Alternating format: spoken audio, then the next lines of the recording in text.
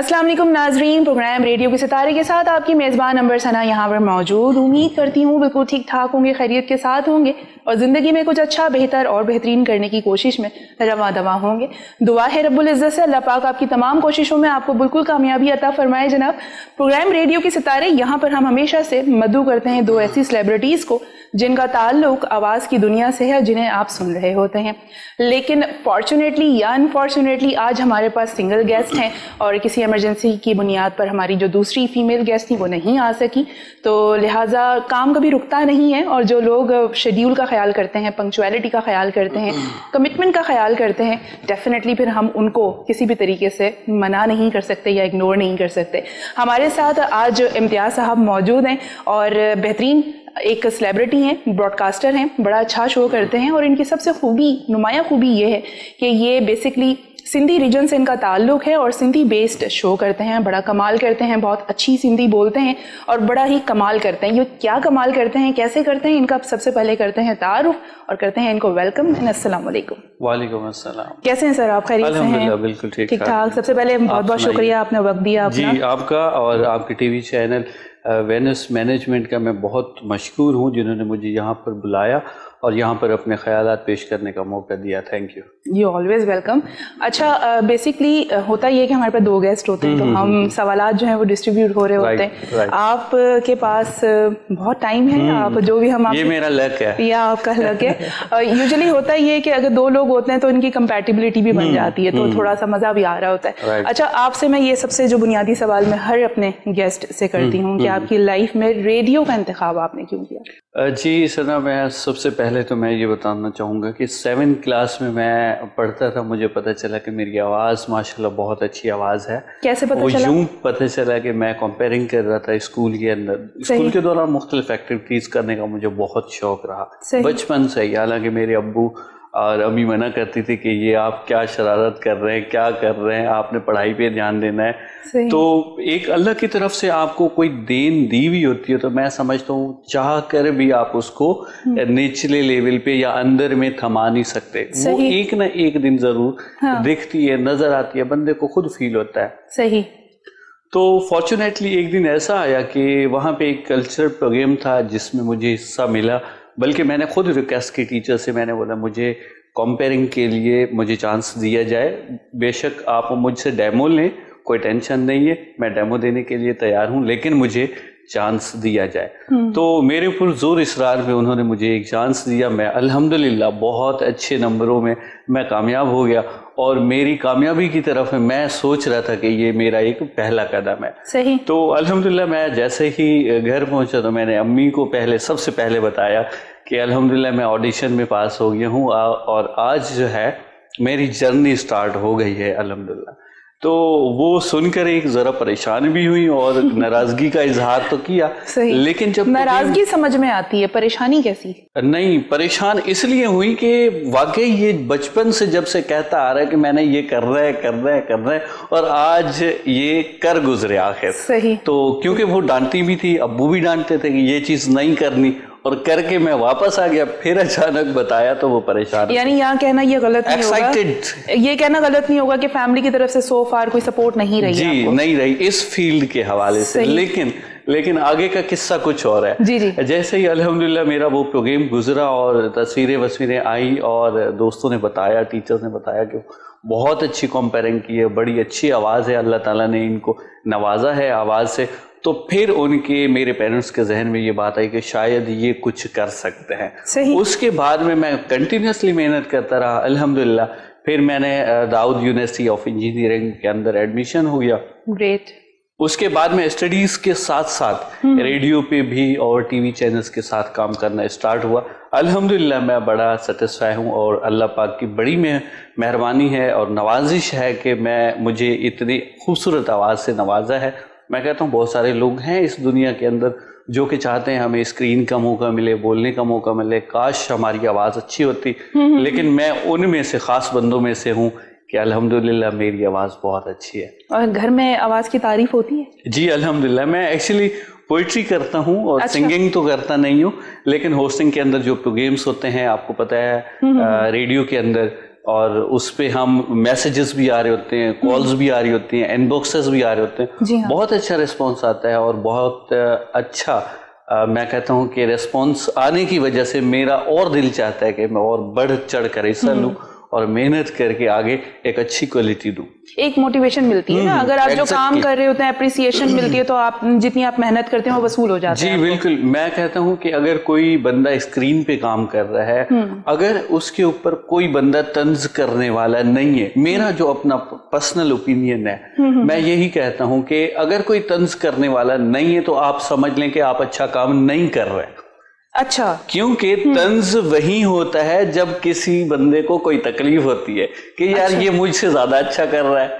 अगर किसी के बराबरी लेवल पे आप जा रहे होते हैं, उनको तो कोई फर्क ही नहीं पड़ने वाला, यार ये भी तो हम में से ही है ना। मतलब तंज यहाँ पर आप प्रोफेशनल जेलसी, तंज पॉजिटिवली सही है, वो तनकीद बराए इस्लाह जो स्टाइल होता है। सही सही सही। तो तनकीद का सामना ज्यादा करना पड़ता है। एग्जैक्टली, बिल्कुल, बहुत ज्यादा करना पड़ता है। तो लेकिन मैं कभी भी हारा नहीं हूँ, दिल नहीं हारा कि भाई मैंने मेहनत करनी, कंसिस्टेंसी के साथ मेहनत करनी है। आपके इरादे नेक होने चाहिए, मुस्तकिल मिजाजी होनी चाहिए, अल्लाह पाक पे भरोसा होना चाहिए, कंटिन्यूस मेहनत होनी चाहिए। मैं कहता हूँ समझ लें कि आप यकीन रख लें कि मंजिल आपका वेट में कि ये बंदा मुझ तक कब पहुंच रहा है। सही मेहनत, मुस्तकिल मेहनत और मुस्तकिल मिजाजी बहुत ज्यादा जरूरी है। साथ साथ में जो दूसरी आपकी क्वालिटीज होती हैं, जैसे आप काम करते हैं, आपको फीडबैक मिलता है, ऑटोमेटिकली वो आपकी क्वालिटीज ग्रूम होना शुरू हो जाती हैं। तो आपको भी कहीं ना कहीं पे लग रहा होता है कि हाँ कुछ बहुत बेहतरीन नहीं हो रहा है, एटलीस्ट कुछ बेहतर जरूर, लेकिन बेहतरी की तरफ जरूर जा रहा है, जरूर, मतलब सफर रुका हुआ नहीं है, जमूद नहीं है, वो वाली चीज होती है। अच्छा, तो इन शॉर्ट के फैमिली की तरफ से आपको सपोर्ट नहीं मिला, लेकिन आपने अपनी परफॉर्मेंस से थोड़ी बहुत जगह बना ली घर। हाँ अल्हम्दुलिल्लाह। लेकिन मैं फाइनली जो किस्सा बयान करने वाला था वो रेडियो के लोगों का यही होता है कि जो बात करते हैं तो बात से बात निकलती है, बात से बात पॉइंट रह जाता है कहीं पे। जी, तो मैं यही कंटिन्यू करना चाहूंगा कि जब 7th क्लास के बाद में, जब प्रोग्राम के बाद में मैं वापस आया, जब उनको फीडबैक मिला मेरे पेरेंट्स को, तब उन्होंने गो हेड दिया कि अब जाएं आप चलें, क्योंकि आपके टैलेंट को हम रोक नहीं सकते, आपका शौक भी है। और मैं चाहता हूं कि जिस बंदे का जिस फील्ड के अंदर जो शौक है, पेरेंट्स से भी मैं यही अर्ज करूंगा, इल्तिजा रखूंगा कि आपके बेटे के अंदर, आपकी बेटी के अंदर जो सलाहियत है अल्लाह की तरफ से है या उनका खुद शौक है, तो मैं कहता हूं आप रुकावट ना बने। क्योंकि आज अगर आप उनके शौक में रुकावट बनेंगी, समझ लें कि आप उनकी कामयाबी में रुकावट बन रही हैं। लिहाजा पेरेंट्स को हमेशा सिंपैथी होनी चाहिए, हमदर्दी करनी चाहिए, सपोर्ट करना चाहिए, पॉजिटिव एटीट्यूड रखना चाहिए, तो इसी तरीके से उनका बच्चा कामयाब हो सकता है। खैर फाइनली अब मेरे पेरेंट्स ने सोचा कि इनको जाना चाहिए, उन्होंने गो हेड दिया, अल्हम्दुलिल्लाह अभी वो बहुत खुश हैं और मैं खुद सेटिस्फाई हूँ इस फील्ड। सही। अच्छा, ये तो आपने बहुत ब्रीफली सारी चीज़ें बताई। मुझे ये बताएं, रेडियो तो चलें एक पैशन में आ जाता है, और उसके अलावा ज़िंदगी में आप राइट नाउ क्या कर रहे हैं और किसी शोबे से वाबस्ता हैं रेडियो के अलावा? जी सना, मैं आपको बताता चलूँ, पहले ऑफ द ईयर मैंने शायद आपसे डिस्कस किया कि मैंने दाऊद यूनिवर्सिटी ऑफ इंजीनियरिंग से मैंने इंजीनियरिंग किया है, इंडस्ट्रियल इंजीनियरिंग, एनईडी यूनिवर्सिटी से मास्टर्स किया है। राइट नाउ मैंने जॉब लेफ्ट की है, पहले कर रहा था मैं, एक कंपनी है टेक्सटाइल कंपनी, जहाँ पे एज इंडस्ट्रियल इंजीनियर में काम कर रहा था। उसके अलावा सिंधी चैनल्स, जैसे पहले आपने इंट्रो में बताया, तो उसमें मैं बहुत काम करता रहा हूँ। एज एंकर भी काम किया, एज अ होस्ट काम किया, एज अ मॉडल काम किया, एज अ एक्टर काम किया। अब क्योंकि मेरी अपनी मसरूफियात बढ़ गई हैं, अल्हम्दुलिल्लाह मेरा कोचिंग सेंटर है, एजुकेशनल कोचिंग सेंटर। अच्छा, माशाल्लाह। मोटिवेशन पे मैं काम कर रहा हूँ, यूथ मोटिवेशन के हवाले से, और इसके साथ साथ मेंटल हेल्थ के हवाले से मैं काम कर रहा हूँ। सोशल एक्टिविटी मुझे बहुत अच्छी लगती है, मैं सोशल एक्टिव भी हूँ।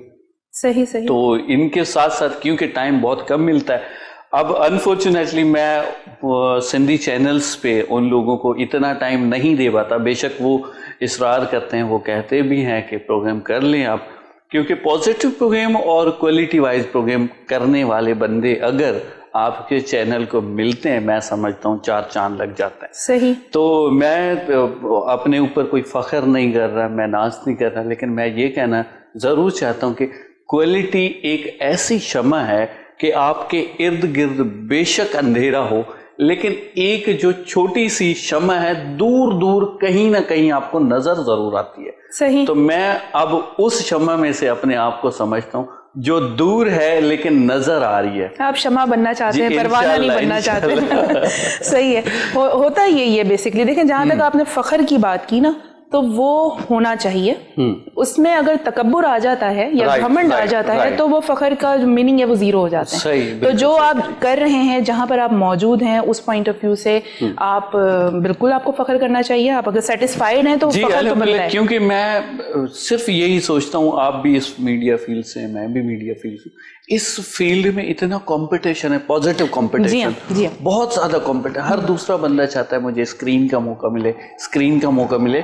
लेकिन मैं उन सबको एक आपके चैनल के तवस्सुत से ये पैगाम दूंगा कि भाई आप अपनी क्वालिटी, आप educational quality, programme quality, voice quality, knowledge quality बढ़ाएं, लोग आपके पास खुद आएंगे। आपको चैनल्स को के तरफ जाने की जरूरत नहीं है, लोग आपकी तरफ खुद ही आएंगे। लेकिन आप उस काबिल, तो एक सिंपल सी कहावत है, ख्वाहिश तब करें और उस चीज की करें जिसके आप काबिल हों। सही। पहले आप स्क्रीन के काबिल बन जाएं, खुद को काबिल बनाएं, फिर देखें कैसे आपके पास मंजिल खुद चल कर आती है। सही सही। तो मैं इस चीज का पैरोकार हूं। मैं हमेशा इस बात पे यकीन रखता हूं कि मेहनत, लगन के अलावा आपको कभी कुछ हासिल नहीं हो सकता। लिहाजा मैंने अल्हम्दुलिल्लाह लाइफ के हर स्टेप पे, जो भी स्टेप है, व्हाटएवर, मैं टीवी चैनल है, रेडियो है, जॉब है, अपना काम है, कोचिंग है, मोटिवेशन है, अपनी स्टडी है, मैं कहता हूँ मेहनत करूंगा और उसके बाद में मुझे कामयाबी मिलेगी। सही।